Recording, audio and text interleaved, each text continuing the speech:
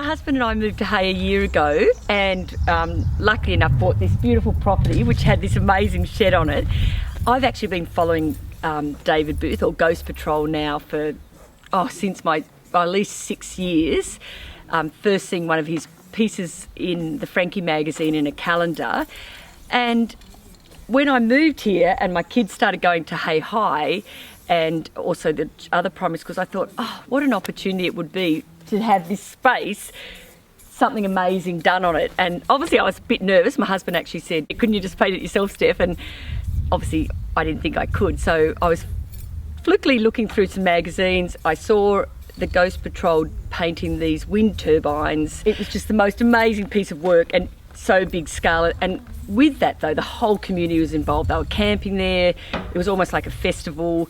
So I thought, we could try something here. So I did get a bit over the top excited. I emailed David, and look, he's such a great guy, and he was so lovely and said, I think that could work. Let's chat about it.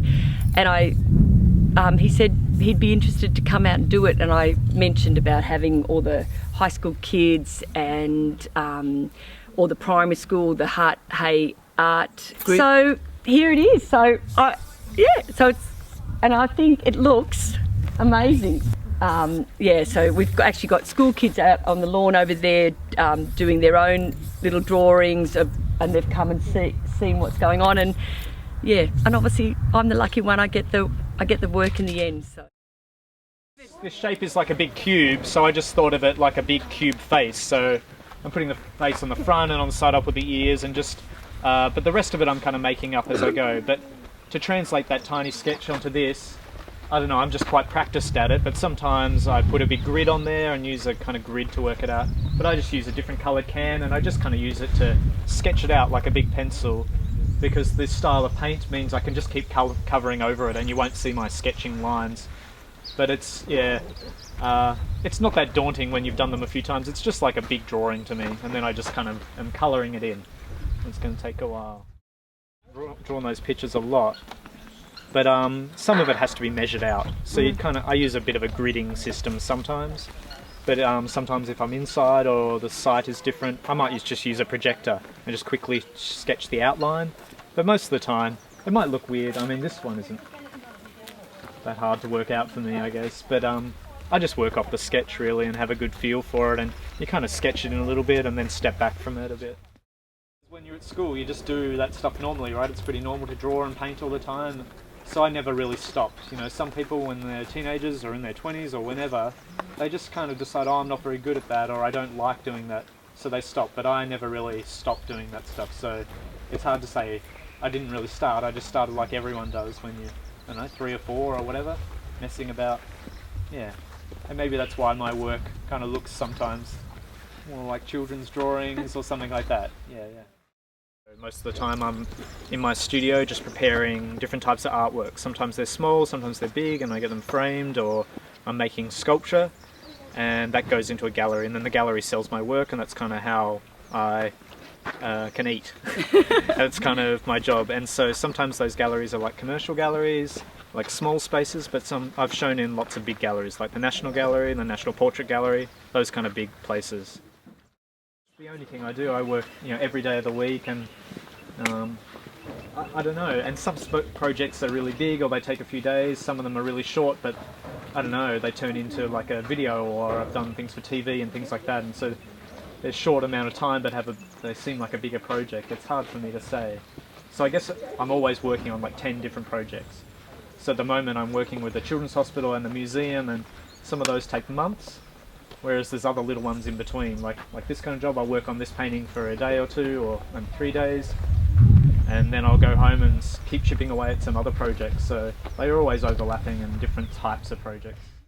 My drawings look similar, but I don't really give them names or think of them like a continuous character.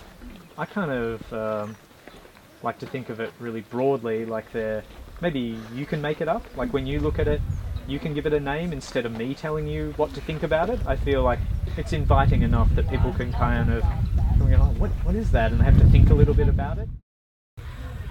Okay, so my name's David Booth, and I use the artist name Ghostpatrol sometimes. I've been doing art and living off my art for more than 10 years. I live in Melbourne at the moment.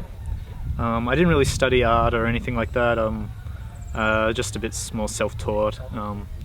When I was studying my degree, I kind of fell into doing a lot of street art and graffiti, and from there I travelled around a fair bit, lived in England, and then by 2005 I was living in Melbourne and pretty involved in the street art scene and showing in a lot of galleries there. And from there I kind of got featured on a documentary on the ABC and picked up by a commercial gallery, and yeah, art pretty much dominates everything I do. I don't really have any time for anything else, so most of my time is spent with watercolours and painting large murals and working with architects and ceramicists and other types of creative people. My income is pretty varied between commissions and showing with the 2 commercial galleries that I do, and I also work with some institutions. I've been lucky enough to be part of some touring shows, and then some works at the National Gallery, National Portrait Gallery, and a bunch of university institutions as well. Selling prints, commission work, on-site murals, and even just making products and edition products and things like that. It's a really varied set of things that I get to do because they're interesting and they feed into other things, but some things fund other projects as well, I guess. Some commercial work as well in between all that. I don't really participate in things that involve awards or painting shows and things like that. I guess, I don't know, it's never really come up for me. I feel like I'm too busy doing the things where my work's already in demand and the commission list is pretty long. I'd love to be having the time to think about that kind of work, but I don't really think about that kind of work, I guess. I love visiting other parts of Australia that I probably wouldn't go to if it was just for a holiday or something like that, or somewhere I wouldn't think about going.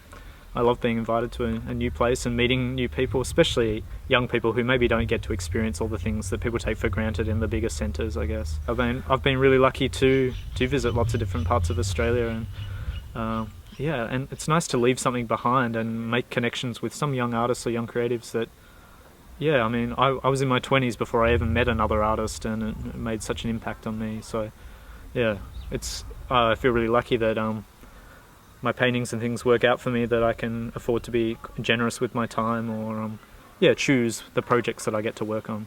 The things that worked well were moving away from where I grew up and travelling a lot, being open to new ideas, and reaching out to other artists. The people that I admire and inspire me, I went to meet them to find out if they were real and to learn something from them, and I've found in my experience most of the people, especially artists I met, were really encouraging, and it made a huge difference to me to be just to meet a real artist who, sometimes you put people, musicians or artists, on pedestals, but they're just real people, and generally they're just nerds working really hard, and I've learned a lot from those kind of interactions. So reaching out to people, traveling, getting out of your comfort zone, and looking at a lot of art, but I also look at a lot of things that are not art that feed into my work and inspire me. So some of the best advice I was given really young was to, instead of going to study and learn how to make art, I learned what to make my art about. So I just spent a lot of time reading and educating myself in other things that are non-art related. So the work I make doesn't maybe fit into or emulate other art that already exists.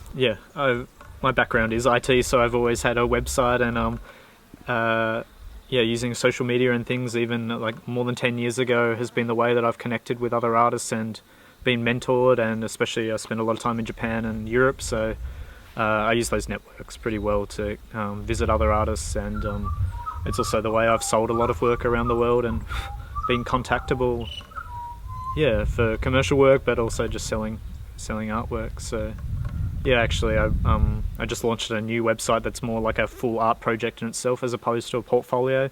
I don't really have trouble getting work. I probably have turned down more work than I take on, so I would say those things work really well for me.